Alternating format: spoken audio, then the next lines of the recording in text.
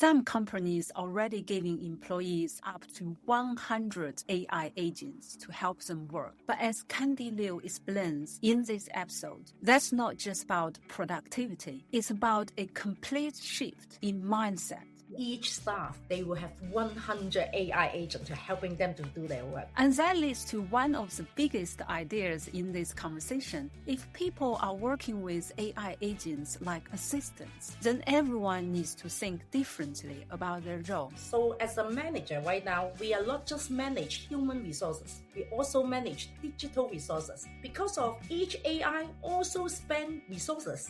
Welcome to the LCM podcast. I'm Xiaofang Sutton. In this episode, I'm joined by Candy Liu, Strategic Global Account Lead at Microsoft. We discuss the do's and don'ts of rolling out AI tools across an organization. We also discuss the mindset which is needed at all levels to take advantage of the opportunities which AI presents to us, so that we all see ourselves as leaders and managers. Let's get into it. Candy, thanks so much for joining us, and I'm so happy to have you. Thank you. I have been, obviously, personally, I have been admiring you and your energy, your passion to your work. So I think our whole team are so happy to have you. So one of the questions actually I never ask you is, how did you come to work for Microsoft? I think after I moved to UK 5 years ago, they hunt me after my second year in London. So at that time when they hunt me, I even don't think, am I really want to go to Microsoft? Because in my mind, I think same as everybody, Microsoft is Microsoft Office. So, and then I told myself, well, we really like to sell Microsoft Office. And then when I talked to their management, they talk about the AI coming, the solutions coming, make me feel, okay, this is not the Microsoft I heard. I learned that's how I pursued this position. Nice. Obviously for listeners who may not be familiar, and so your role within Microsoft is Strategic Global Account Lead. What exactly, what actually you do day to day? Yeah. So I don't know everyone know or not. Microsoft actually focus on enterprise customer. So our rank is for the global strategic account. And then second level is enterprise account. And then SME account. Then of course, mass market. So for the strategic account, so we only have 200 in the world. We chose is strategic. So what does it mean is first criteria, of course, they need to spend big enough, for example, billion annually with Microsoft. And then they need to have a multiple location, not just in one location, because that's classified global. Third criteria is they need to be impact. This big account doesn't mean you spend much, but if Microsoft don't classify your impact enough, they don't also select you as a global strategy account. So then I'm one of kind of like GM for one of this global account. So because of this global account already have maybe 300 subsidiary among these accounts. So this is the global account exact role. Yeah. So in terms of day to day, I know you travel, so you travel a lot. So is that part of your work? Yeah, that's right. So my role is we only talk to the senior exec because of when we classify they is our global strategy account, they will sign an agreement with Microsoft. We call global strategic agreement. So it's the framework. So what does we give it to the account is we will have a dedicated team with them. So each year we will have governor meeting with them as well, because of they will also share with us what is coming for their business, because they think, especially right now, technology is so important for each company. If the company tell us that don't have AI strategy, I think the company already out in the market. So these kind of things, we will have a quarterly governance meeting with them. So during the governance meeting, we will meet them in person because of so many information. They even don't want to share through the Teams, through the email, because of some acquisition. They will tell us, for example, some utility, they will be sell or show tomorrow, or they will be acquire some company in the future. Because all these, they need technology to support. They will share this kind of sensitive information with us to let us know what Microsoft can help them to all these for example, acquisition, expansion, or business problem. Great. Yeah. Paul, do you So have a just question? yeah, and so what's that look like in terms of your overall team? You know, how much of these kind of meetings do you run them yourselves, or how do you handle your overall role in this? Yes, so because as you know, Microsoft product, we got so many Microsoft product, I cannot run all from myself. But for my role, I only meet with all the senior exec, for example, chief executive or COO, CIO, or even board director. But other than lower role, I will let my team to run it. For example, once we set the global strategy, how to leverage Microsoft, how can we solve, then I will lead in my working team to talk some technical team, some pre-sales team, or individual product. We got some specialists for maybe telecom, maybe retail or logistics. Then I will line up all these resources to talk to individual team. Of course, I cannot cover all by myself, but as I say, I only talk to the senior exec to set the global strategy and framework. After we set, then we will lead in all the working level to working with them. Yeah. That's very interesting. So really, obviously, you work very closely with basically large customers, large clients. So what kind of projects actually are they engaging right now? So I think when you think about Microsoft portfolio, we are starting from very basic, from email to your Teams daily, or up to right now very complicated AI solutions, right? So for the daily email office, we just need our team make sure they adopt more. Most important right now when you talk about the Microsoft Office is about the security and governance, because so many minor things. For example, people still store things in on-prem or store things in their computer. This kind of governance, and it's all about education. So all this kind of education, we got a learning team to make sure they adopt, to make sure let the client itself, the staff, to adopt more. Second part is, of course, when you talk about the problem, the company problem, right now we got so many AI solutions in the market can help them. Then we will depends on what is a high impact for them, because as I always tell people, when you talk about AI, you can talk about 1,000 use case, but what does it mean for them, right? Because I think so many companies fail because of suddenly they want, everything AI first. But they will be suddenly using a lot of resources to do the AI chasing different things, but end up they fail because of they don't have impact, or come out maybe more cost effective, maybe more expensive, right? So that's why we always ask them to have a prioritize. You always have so many use cases you want to be deployed, but you need to choose what they think is high impact, high value for them. Yeah. So sounds like, so you talk about there's so many AI solutions. Assuming this is kind of like off the shelf, ready to use AI tools. And I guess this is my next question is, what kind of the proportion between like using these ready to use AI tools with basically the large, custom made solutions? Yeah. So I think right now we always told people frontier. You want to become a frontier firm. The first one is every staff, they need to have AI. At least they need to have AI to daily to use. If you even don't know how to using the AI, how can you think about AI can help your business? This is number one. So that's why basically we say the Copilot, right, offers all embed with the AI. Second, then they need to be assigned the AI to help them to start to hands on some tasks. All this, you don't need to be full any IT department, or you can do it by yourself. So that's why you can see more company will have individual staff to create their own, we call agent. Yes. Called AI assistant. They will start to create the AI assistant. I told you I just come back from MWC. SoftBank is a pioneer company. It's a Japanese telco.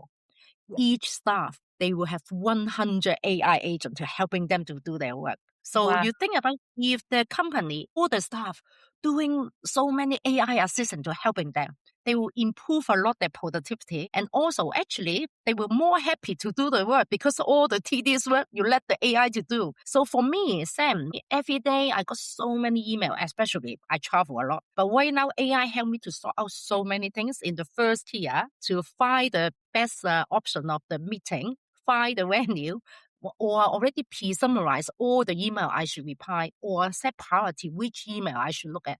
Make my life much easier. I always say if I don't have AI assistant now, I even don't know how to do my work now. So Candy, did you really say each member of staff has 100 AI agents? Yeah.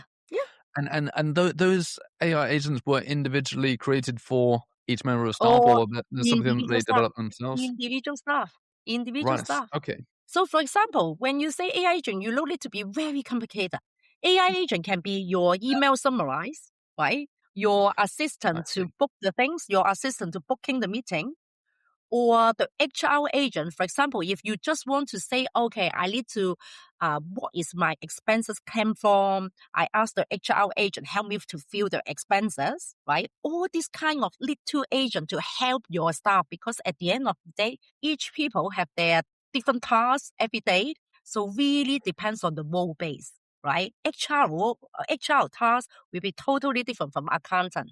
But what AI assistant you want to create to make your life easier is your decision. And because so many tools is out of the box, you can just create this by click. And then just using most important, what is right now agentic AI is large language model. Means you can just talk to them to create all this agent. You don't need to be coding. You just talk to them. They even can create the app to you, right? So they can very simple to just talk to them like, I want to create a expenses claim app or platform. Then I can using my phone to upload my expenses, and then you extract all the information, fill into my expenses. You can just talk to them. They can create to you within 5 minutes. Wow. Yeah, I think this is one thing for me is every time when I have conversation with you, Candy, on AI, it's always come away feel like it's much easier than what I perceive how AI is. And I remember a couple of years ago, that must be 2 and 3 years ago, when I met you in the events, and then in Chinese Mom in Business Club, you were really passionate about, how you can actually create AI agent to basically sort out and read through, particularly read through your inbox, sort out your inbox in like 2 minutes. So that was really, for me, is like, wow, is that easy? And I think this is something probably, I'm sure I actually represent quite a lot of the people in the workforce when they hear AI, always very, like, okay, it's kind of quite a big thing. But I guess is that the kind of like misconceptions you see? Yeah, definitely. Because that's why when we talk to all the senior exec, especially big enterprise, right? They worry, right? Big enterprise is hard to transform because they're too big compared to some SME, right? Or some startup. So what can make them transform right now is they need to let all the staff using AI. They lead them to using AI very easily. It's like daily habit for them. Because if your staff don't know how AI can help them, as you say, why I know all these agents? Because I using every day. Then I will create better. And the agent, and also careful, more careful, because of they learn from me, right? Okay. So once you create your own agent, the agent will learn from my pattern, will learn from my data, because all the data I provide for them, they will not go out to look. That's another good thing for Microsoft, right? Microsoft will spend so much money to build the security, to build the governance. So all the data train will be within our company talent, will not go out to train, right? That's why people pay the amount of money to pay the safety guard. So that's how I always say step number 1, let all the staff using AI. And then second, to ask them to come up what they believe AI can help their business, or what is the problem statement, what is the business problem right now, right? Then they will release a lot. I told you, we run so many hackathons because of right now AI is so easy to create. We run for so many big companies like Superdrug, Green King, UK Power. So surprise, amazing how many problem statements they can come up, and then how far they can create some agent by themselves through one hackathon in half-day workshop. Yeah. Wow. So, sorry, just this is slightly off piste, but for this kind of a hackathon, how do you manage it? Like, if you're facilitating that kind of thing for one of your customers, what's a typical way of organizing that? So normally we will go to either they come to our page or so, but as I say, all the hackathon platform, when we hack, will be customer talent. So they need to be open first. All the people attend the hackathon, they need to have the right to access the AI, otherwise meaningless, right? If you cannot try. So they will open all, for example, if 90 people, these 90 people in the hackathon, in that workshop, they all have the license or have the right to access the AI platform. And then second, we will have some dummy data as well. Either it depends on the client. Some clients say it's fine using this production data is fine, right? So because of we will talk to the management. Okay, so for example, if the hackathon people, are they HR, are they accountant, finance, or they are product development? Because depends on different role, you can see different data will be impact for them. So we will preloading some data, or anyway is that the talent. That means they already got so many data there they can use for their own department. So because of if you don't have the data, the AI cannot help, right? AI will base on the data. So based on we open, the people can have the access. Second, we already got this kind of dummy data. Then we can start to say, okay, for example, if you are product team, so tell me about what you think to build a system can help your product management in the coming 1 month or 3 months. Then they will come up so many interesting ideas. I told you, is even because they are the one business running. They are the one. So many problem thinking they will coming out. Like as I say, another interesting, I think the question is, what interesting project? In terms of the money, always this data center migration is the biggest money because they're moving the whole data center. However, this kind of project, I feel boring, right? Just moving data center. I always, like a reason, all the AI project make me feel laugh and make me feel good as well. For example, Green King, recently they leverage our AI because of, you can't believe how much money each year Green King for the food waste. Food waste include they suddenly order too much food, or order too early, or they even forgot where's the food order, right? All these kind of things make a lot of food waste. So, and then they're using our AI to predict surrounding from the weather or the people, or they need to know what you already ordered before, what type of based on the daily trend forecast on fish and chips, or what will be coming to order the food. And they help you to automatically to order. Turn out they save 7 million per year pound for the food waste. But this is not just saving. I always tell people, of course, in terms of easy, right? It's saving. But for me, it's also sustainability. You think about food waste. Right? We even say we don't have enough food. But UK got a very big problem for the food waste. So that's kind of a project I really love because it's not just, of course, saving money and helping the customer. But for me, I really think technology can for good, right? We need to leverage more for this good thing. Yeah. Yes, it's basically kind of like performance relating to purpose, isn't it? It's like AI, they can help with the sustainability. And sounds like what you just said, one of the things I think you constantly mention is basically engaging the whole team, right? It's getting the whole team to basically join in. And also obviously with the right training and everything. But really it's out of obviously all the kind of project and team you have been helped with like in the past years. Do you see any kind of can share some like success patterns like for the team who has successfully rolled out AI? Is there any tips to share? Yeah, as I say, of course we got many failure, but I think success is you really first every AI project you need top down. What does it mean? You need senior executive think this is the direction. Because I see so many companies only working level try to say AI is good and they don't have executive support. They also failure. Because as I say, AI sometimes will be because of the resources saving. True, they need to shift some people's skill from this team to that team. If you don't have senior executive sponsor, you will never get that really leverage the right resources or upskill the staff. I think this is number one. Number two is once you got senior exec sponsor, then they need to be really right direction, not go for full AI, right? Of course, journey, but journey doesn't mean you need to be step 1, step 2. AI is not like that. AI is you need to fully empower the people, agile to pace result. Don't make one bottleneck. If you think everything needs to be rolled back to IT, also failure, because this is not AI supposedly to. You need to have your champion in your company for each role. For example, your finance, you need to find someone, okay, very passionate about AI. So how can we help them to find the champion? That's how we launch so many hackathons to ask different teams to join. During the hackathon, you will see who will be into that.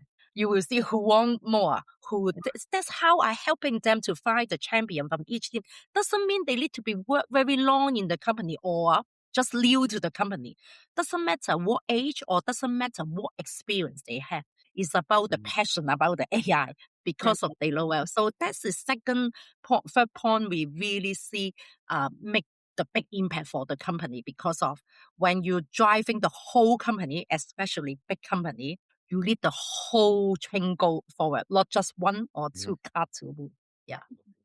And actually, you just mentioned about the finance team.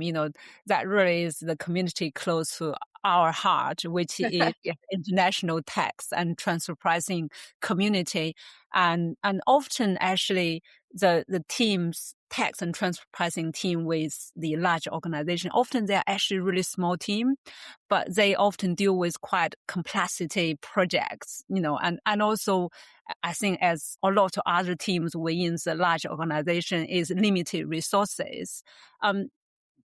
I guess you touch on a little bit how they can actually adopt AI, but I think it just basically explain a little bit more and share a little bit more how they can actually adopt AI more effectively. And particularly, I guess, is how they can actually have the balance between, like off-shelf, ready to use AI tools like Copilot and with actually industry focus solutions, because there's loads out there. So I think that would be really interesting for our listeners. Yeah. If you talk about the department, right? We also each year we have a called workplace index because of Microsoft own all the Office and workplace tools, right? So the work index showing up the first AI, we will say big impact is customer service department because of everything language, dialogue, even call right now is using AI and much better, right? When you call for the junior contact center person or the AI right now, you're shocking. You even don't know they are AI first. Second is they will be much more polite, low emotion, and then they can analyze your sentiment. They can know what to respond because their database much bigger than the person brain, right? So they can respond the question much more comprehensive and right answer as well. Because of course you will change better and better. So for example, Vodafone today, all customer service is AI. So they got a big increase for the satisfaction for their customer service after they using our AI. Then the second department is finance. So why finance is so easy to, doesn't mean AI will replace you guys, but AI can help you guys to to matching, to clean the data, to calculate much more accurate and help you to do so many things. For example, if finance, you always got so many multiple sheets, you want to be compared, you want to be forecast, you want to be combined, right? Or based on this sheet, that sheet, right? Right now, you can just use language model to say, I want to do that. Then AI can help you to generate all outcome and forecast and summary, right? Like if you can just give them maybe 100 worksheet, they can help you to come up the financial report. But at the end of the day, doesn't mean the finance people no job. I always tell people they need to upskill themselves, become more governance. So because every people, when they have their AI assistant, this is your assistant. That's why we say co-pilot, not autopilot. Because you need to be work together. I love that. Governance, because at the end of the day, you are the one responsible to send it out. You are the one responsible to launch. So your role will be more governable, more testing and more. So all the TTs will let the AI, this is already out of the box. If you check it out like an Excel agent right now, amazing. They can have 1,000 sheets, can help you to come up one sheet, merge or calculate or come up. So they can using so many different ways. You just using language to telling them they will come up all the things. So that's how finance, why have a big impact, because of they need to upskill their role. Then they can more thinking, using the other time to think about, okay, based on this, what can you do better in the finance? Because I think most of your time will be spent on, as I say, the Excel sheet, the writing. But this is, you can offload to the agent to doing that, to upskill yourself to do more valuable work. Yeah. So does that mean like, they like in-house tax team can actually, individual team member can actually create, let's say not 150, but 50 of their own AI agent to basically to help them to observe and consolidate the data and etc. in reports. Yes, and right now the AI even got reasoning. I don't know you heard this term or not. It's not just you telling him what to do. He will ask you back some question to make your work more accurate. Because so many people will say, oh, I want to run a report. Very generic. Of course, the result will look good. But right now, the agent, even one step forward, they can reasoning. They can think about, okay, you ask me this question. What does it mean? What kind of report you want? Do you give me some example? Then, they will ask you back. It's not just one way direction. The assistant right now, the agent right now is more reasoning and then make it more deep thinking. It's not just simple task for what you're simple. So outside the world right now, I think ChatGPT is just still very simple. You ask the question, they give you some question. But nowadays, agent got the deep thinking, got the reasoning, so make your result much more accurate and suits for you. I'm just very curious, excited about this AI agent because I don't think I think definitely I need to step up, use it more. Just treat me as a beginner. So how, for example, if I want to start using AI agent, what exactly AI agent is? It's like I have, like, say, there's this AI agent assisting me to go through my inbox, and do I need to basically create a 3 to 5 instructions to this agent, say, this is the rules you need to follow when you're looking through my inbox? So that's another habit people will think about. Okay, in old day, when you first day to go to job work, you will be, okay, open your Outlook first and then open your right. But nowadays you don't need. You just go for the chart, called Copilot chart. You can just create the agent, say, okay, tell me about what I need to prepare today. Then automatically this can be one repeatable every day. When you open the chart, they will coming out, okay, today, Candy, this is your meeting you need to prepare. I already help you prepare based on your Outlook, your email, or your work, or your team meeting. He already helped you to look for all relatable information related to this meeting, related to this client. And then you look at the preparation, then of course you need to fine tune. But as I say, you need to think outside the box is within your talent. Every tool the AI can access. Of course, you need to let this AI access, right? If you say, oh, can I check my colleagues' Paul's salary? You can't, because you cannot access the data. That's about your data, is your data. But doesn't need to be, I need to be open the Outlook to have an Outlook agent. You just have a chart to create the agent, but the agent can across the platform to help you prepare the things. Yeah, so I think this is basically remind me one of the first thing, I think, on our first conversation on AI, you mentioned about what's your, your daily routine, your daily habits when you are working. And so you, through that, actually basically engaging AI.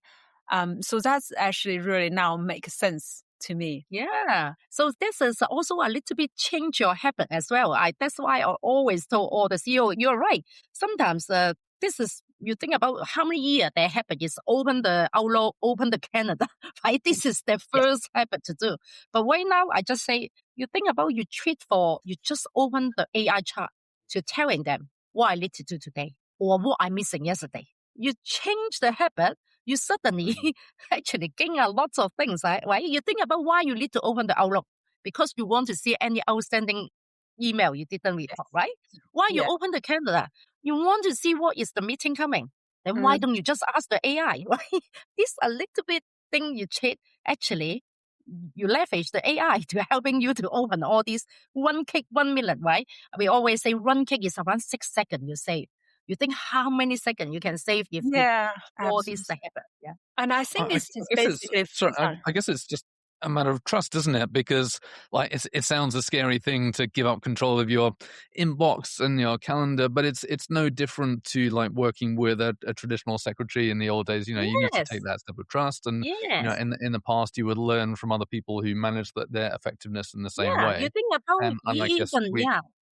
Yeah, would, even your secretary, you delegate your email box, your Outlook to them. You also open all them to your secretary, right? This is yeah. your trusted assistant. So good. Right now, all the agent. That's what we lead in. Is quite new in the market. Is all the agent have identity now. What does it mean? Is for example, my PA called Gloria.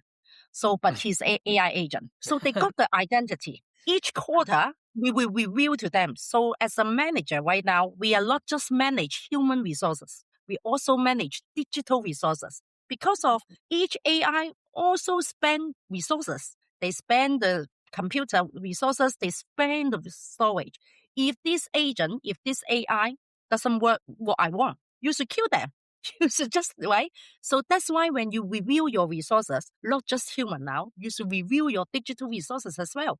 As I say, right now, like SoftBank, each person create 100 agents. Is it really a good approach? Maybe not.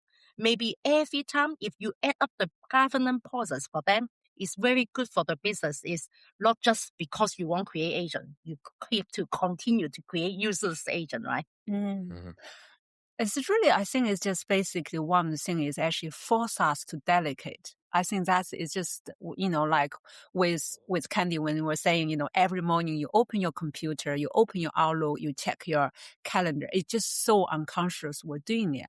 But actually, I think what AI, the positive side is really force us to basically step back. How can we actually scale ourselves and our impact? And for me, I think what I take from this is really just conscious thinking about what you day-to-day do and actually step back what things you can actually delegate to AI, utilizing AI. And then that actually leading to our next question, I think you probably cover quite a lot. It's really like if you were starting your own business, for example, like as a sales consultant or any other consultant, how would you use Copilot and AI to actually, scale yourself, your impact? You probably answered quite a lot, but I don't know whether there is actually more to actually adding on to this. To be honest, I always told people AI actually not just suit for enterprise. I think it's very suit for small business because small business always have limited resources and don't have enough money to spend as well. You think about if I start my own business, definitely I will create all my sales is a digital sales, is a digital customer service, digital marketing, digital product management as well. So more digital resources you create, you got to save a lot of cost. And they are 7 times 24 hours to working. Doesn't matter which time zone you are because of they cover everything. And the agent can be multi-language as well. You think about that. In the old day, that's what I told my husband. My husband also owned his own business. The old day, you need to hire the sales in China, in Hong Kong, in UK, in US, right? But right now, you can just create 4 agents with different language but the framework is the same, just different language. So then Mhm. you can help you the first line support, respond, but also how you teach the agent to doing that, right? The sales agent. But so many things, if you give it them, they train, they learn better, they respond each time will be better. Even create a proposal, they learn very fast. Yeah, I think one of the thing with this is I think with AI, obviously now more and more kind of really, I think everyone feels AI is coming and then feels the wave pushing us to learn AI. I guess is what kind of out of all the team you have been involved, I mean, particularly you touch on with small, medium-sized businesses, even more essential for us to basically adopt AI. And what resources out there actually, you would recommend us to basically help our team to basically more using AI and also get the barrier of, AI is not for me. I know that you mentioned previously, there are resources on Microsoft, but I guess it's just this kind of scenario, how a small team can actually engaging with the individual team member more effectively. How can we actually create a culture of using AI, having all the agent to make all of us more productive? So as I say, if you're a small business, the license for the Copilot, to be honest, is not much. I think it's around 20 US per month per user for the SME. So you ask your key person, direct report to you using that, because of then next question you should ask them, how AI can help their work easily, because they daily work, right? So you transform them to using AI to assist them. Then they can uplift more for the governor, more for the, as you say, the work to. I think this is the step number one, to using your direct report, to using the AI. Of course, yourself, as I say, doesn't matter you're a big company or a small company. As a boss, as a owner, you are the first one you need to know this is coming. You need to coexist with AI. If you are later, it's not future, it's now. If you don't look at it now, you will miss the boat. Or so many company, why can be a smaller team can make much bigger impact, because of they lead to using the AI to pursue their unique proposition. So think about what is your unique proposition, and then think about your direct report. How can AI can help? As I say, product marketing, so easy to leverage AI to send out or file the right contact as well. And then, finance help a lot to your daily resource, daily, I think, tedious work. So that's, I think, starting from small. And SME normally is not big team, much easier to start. Yeah, it's definitely, it's like, I think it's not just lean in now. I think we just need to jump into it and then use it on a day-to-day basis, and then really becoming a kind of a habit and coexist kind of co-pilot. Really, I really like the way how you explain the co-pilot. Sounds like the more we use it, actually, the individual AI agent will get more efficient. They will learn from you. Because of all these agents got the, you say, word IQ. So the word IQ is like a memory. They will memorize your pattern. They will memorize what you ask them to fine tune. Then they will better. Because of this is quite unique for Microsoft as well. Because of first, it's not open to public. All work IQ is belongs to you. You train them. They will learn your own pattern. So you don't want to be, when you send out something, everyone know this is right by AI. You want to have your own message. You want to have your own pattern. That's how you train the AI. Why the thing belongs to your company and your pattern. Absolutely. Paul, obviously, we're very lucky. You are actually the champion of our team in terms of AI.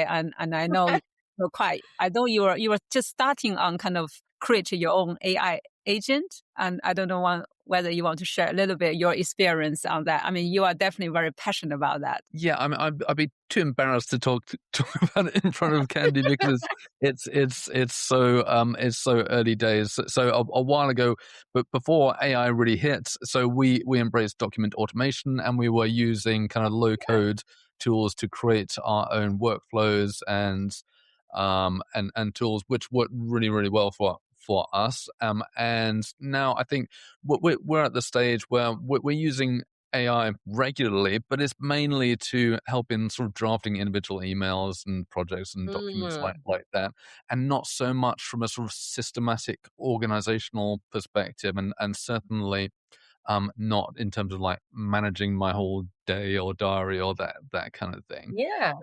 And so I'm really excited by the idea of a hackathon. I think we could achieve so much in a brainstorming session with the team. I think that'd be great. Definitely. Hackathon is not just for big company, even small company.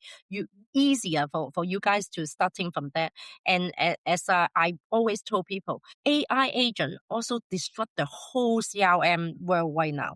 Why is that? You think about all day, you need to buy a CRM, very complicated, to be end to end. For example, as you say, from the order coming in and then to end of the book. Right now, you no need to. You think about, you can just chop all these small tasks with different agents, and then each agent just call them by themselves. Why is that? because all these small tasks can using for so many other purposes. For example, as you say, document sign or document digitalize, you can using for so many other action as well. Right? Document sign can be one of your order, or maybe you can be share with other things. So you think one task can be shared with one task, become an agent. This agent you can combine with all other different Other things. agents. So that's why the new world right now, people pay a lot of money for CLM. CLM company becomes so struggle now because of people can easy to create agent to replace them. I like that. Yeah. Yeah. I mean, we can talk forever on the AI Yes. agent things, and definitely, I think. But I wanted to move on and just touch on this organization called Rise, and previously as London Tech Ladies. I Yep. mean, obviously, is your baby, and I attended a couple events. I mean, it was amazing. Obviously, the last Christmas I attended the events and was actually can dress up to a superhero, and I have to say, it was so much fun because I never been to a Christmas party, and then you dress up as a superhero, and so definitely it's really really refreshing. Just wanted to touch on what inspired you to create it and what is your mission, because it's right now I think is there 5,000 members. It's actually quite large. It's not just a small project, it's a really proper organization. Yep. I think if you talk about women in tech, we are the biggest in London now, and very, very nice. That's why we got so many different sponsors and also people who want to partner with us. So I think the reason behind why I created, because as you know, women in IT always is minority. That's how I start to work, right? I always tell people in my early career, the first 10 years is the most difficult in my life. Always, I just think about should I quit or should I continue, right? Because of you think about when you always join the team, you are the only woman. You always got isolated or people don't hear you. I don't know why, but that's normal, right? People always just hear someone similar. So that make me to think we need some community, because inside the company, you cannot find your alliance. It's hard because number of the women is small, right? But outside your company, you want to have someone to talk, to know what is happened, to encourage each other. Because the learning curve, right? If you think about the company, maybe got 3 lady join, but end up maybe one girl with one lady sustained because some of them just feel, okay, I give up job. Or some people have a baby, married, and they also job, right? So then become in the next level. We don't have enough, I would say, talent can be up to the senior level of a woman because of fundamental, the baseline already 70-30 and then 80-20 and 10, right? So that's why we really need to make sure the rest of the group continue sustain.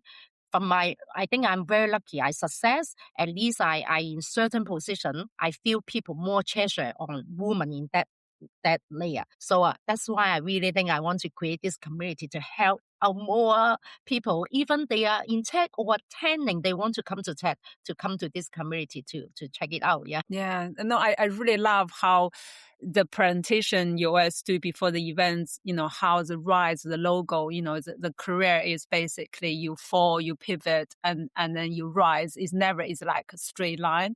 So I resonate really well. It's really kind of is basically never give up. And I think having the right community to support, I think is so important.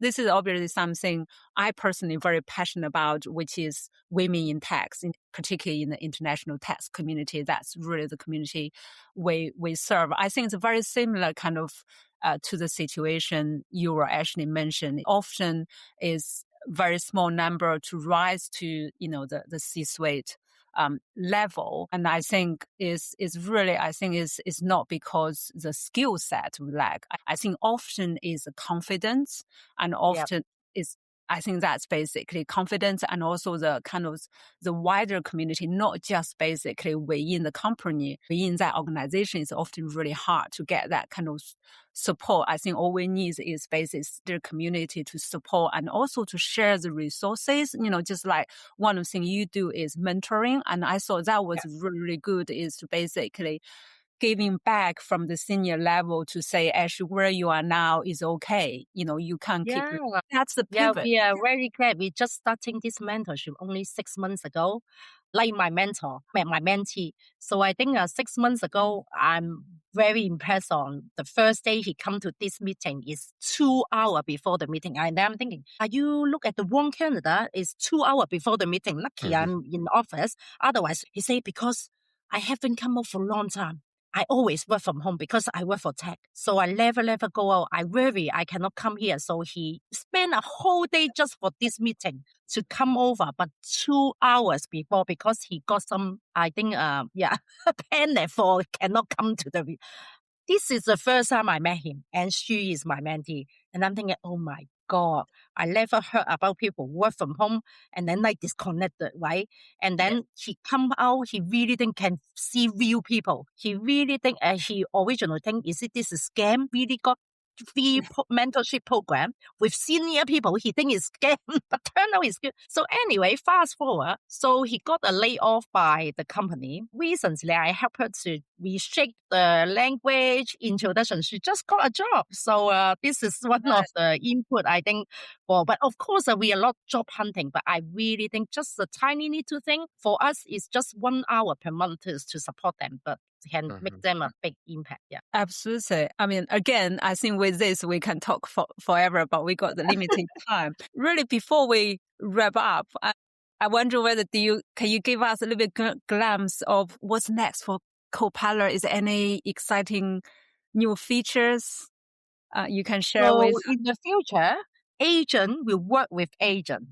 So what does it mean is, as some people, human, we will manage multiple agents. They work together. And they are not just responding, they take action as well. So that's about agentic, right? Agentic means they even take the action. It's not just query. They will help you to open maybe Canada, call the restaurant to book action or send an email or help you to open some CRM, update the CRM, create a ticket. So everything will be action.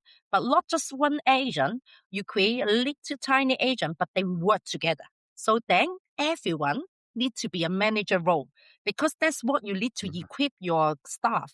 You think about if they don't have think about they can manage people, how can they manage the digital resources? So that's why second thing, if you let your staff to have your agent, you also need to be embrace them, become a senior leadership.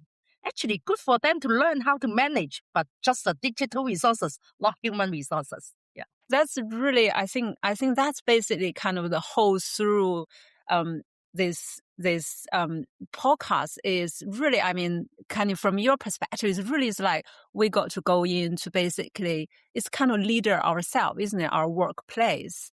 And lean into it and then jump into it and then using it. And I really, I mean, every time when I'm having conversation with you on AI, I just came away like pumped. Right? I got, so much actually to use. I think it's just that kind of confidence. And I think also for me, it's also the reassurance, the comfort. Actually, it's okay. Just go use it. It's actually not as hard as you saw. No. Particularly, I think it's for the generation like, let's just say, the mature generation or the wise generation, we're not really, AI is quite recent. We're not growing up with. I think that's definitely one thing. I always having this kind of misconception. AI for me is like too tech, particularly if you're not work in the tech. That's all AI, right? Because you are not tech. That's why AI can help you because everything is natural language. You don't need to be. That's why software engine you struggle now because right now you don't need to really coding. You can just talk to the computer to generate the code for you. Yeah. I think it's just really play our strengths. Actually, force us to make us to give the more accurate instructions, right? That's what you're saying. Just basically say go look out my email, so you can actually get a little bit more kind of constructive. And I think that's something we need to work on anyway, even without AI. So I think that just basically force us to do that. Yeah. And so you treat your AI like your intern, right? More specific information you give your intern, the result will be much better. You just treat them as like a student intern. Yeah. Thank you so much. And Thank you. Really appreciate that. Thank you. Okay. Bye now. Bye. Thanks for listening to the LCM podcast. In each episode, we share practical insights for cross-border businesses and the people who support them. Connect with us on LinkedIn or visit lcmlegal.com for more resources and upcoming events. Until next time.